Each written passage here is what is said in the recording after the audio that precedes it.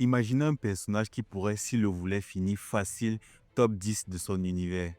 Je sais, beaucoup ne seront pas d'accord avec moi, mais Leorio a d'après moi le potentiel de finir dans le top 10 de son univers s'il s'entraîne un minimum. Leorio est actuellement l'un des personnages de l'anime de Hunter x Hunter et du manga les moins puissants.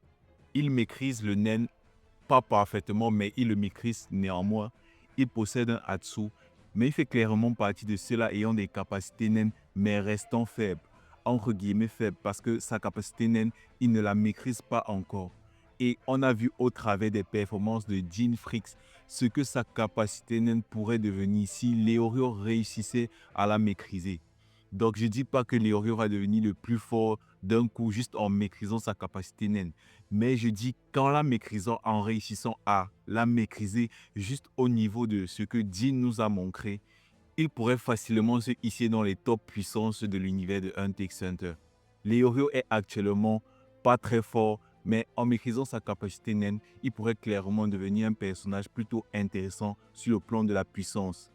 Et il y en a beaucoup qui sous-estiment le potentiel de Leorio. Pourtant, depuis le début de l'anime de Hunter x Hunter et du manga, il nous est présenté comme un personnage à fort potentiel. Déjà, avec le petit test que Hisoka lui fait passer pendant l'examen Hunter, Hisoka lui-même a admis, Hisoka lui-même, il a vu que Leorio possédait un potentiel plutôt intéressant. Raison pour laquelle il ne l'avait pas tué lors de l'examen Hunter.